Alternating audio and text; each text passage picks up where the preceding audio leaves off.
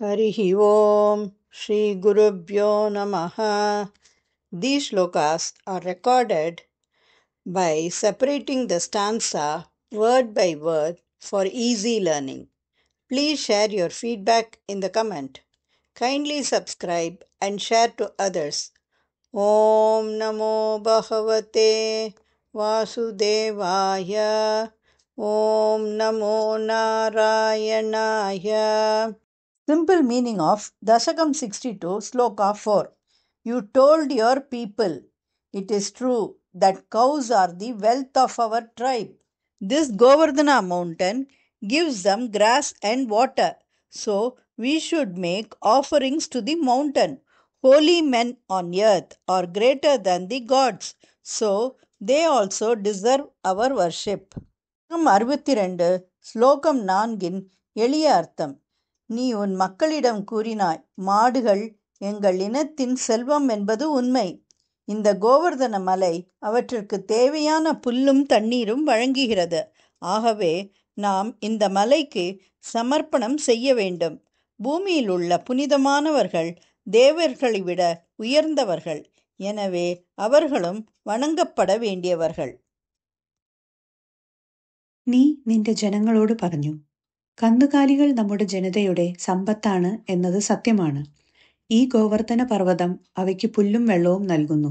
അതിനാൽ നാം പർവ്വതത്തിനാണ് സമർപ്പണം നടത്തേണ്ടത്. ഭൂമിയിലെ വിശുദ്ധർ ദേവന്മാരെക്കാൾ മഹാന്മാരാണ്.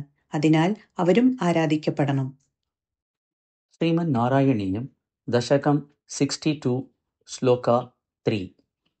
ഇദം താവത് സത്യം ഇദം താവത് സത്യം ഇദം താവത് സത്യം യത് ഇഹ പശവഃ നഃ കുലധനം യത് ഇഹ പശവഃ നഃ കുലുധനം യദിഹ പശവോ നഃ കുലധനം യദിഹ പശവോ നഃ കുലധനം യദിഹ പശവോ നഃ കുലധനം ഇദം താവത് സത്യം യദിഹ പശവോ നഃ കുലധനം ഇദം താവത് സത്യം യദിഹ പശവോ നഃ കുലധനം ഇദം താവത് സത്യം യദിഹ പശവോ നഃ കുലധനം തത് ആജീവ്യായ അസൗ തത് ആജീവ്യായ അസൗ തദാജീവ്യായാസൗ തദാജീവ്യായാസൗ തദാജീവ്യായാസൗ ബലിഃ അചല ഭർത്രേ സമുചിതഃ ബലിഃ അചല ഭർത്രേ സമുചിതഃ ബലിരചല ഭർത്രേ സമുചിതഃ ബലിരചല ഭർത്രേ സമുചിതഃ ബലിരചല ഭർത്രേ സമുചിതഃ തദാ ജീവ്യായാസൗ ബലിരചല ഭർത്രേ സമുചിതഃ തദാ ജീവ്യായാസൗ ബലിരചല ഭർത്രേ സമുചിതഃ തദാ ജീവ്യായാസൗ ബലിരചല ഭർത്രേ സമുചിതഃ ഇദം താവത് സത്യം യദിഹ പശവോ നഃ കുലധനം തദാ ജീവ്യായാസൗ ബലിരചല ഭർത്രേ സമുചിതഃ ഇദം താവത് സത്യം യദിഹ പശവോ നഃ കുലധനം തദാ ജീവ്യായാസൗ ബലിരചല ഭർത്രേ സമുചിതഃ ഇദം താവത് സത്യം യദിഹ പശവോ നഃ കുലധനം തദാ ജീവ്യായാസൗ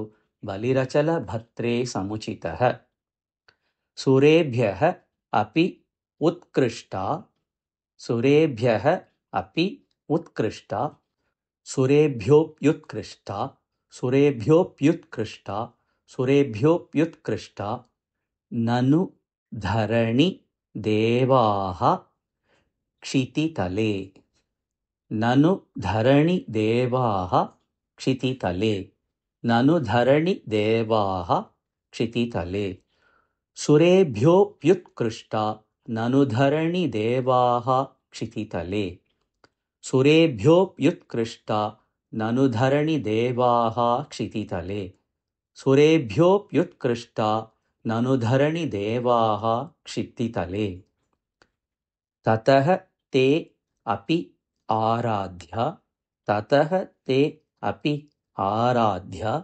തതസ്തേപ്യാരാധ്യ തതസ്തേപ്യാരാധ്യ തതസ്തേപ്യാരാധ്യ इति जगदिथ त्वं निजजनान् इति जगदिथ त्वं निजजनान् इति जगदिथ त्वं निजजनान् ततस्तेऽप्याराध्या इति जगदिथ त्वं निजजनान् ततस्तेऽप्याराध्या इति जगदिथ त्वं निजजनान् ततस्तेऽप्याराध्या इति जगदिथ त्वं निजजनान् सुरेभ्योऽप्युत्कृष्टा ननु धरणिदेवाः क्षितितले ततस्तेऽप्याराध्या इति जगदिथ त्वं निजजनान् सुरेभ्योऽप्युत्कृष्टा ननु धरणिदेवाः क्षितितले ततस्तेऽप्याराध्या इति जगदिथ त्वं निजजनान्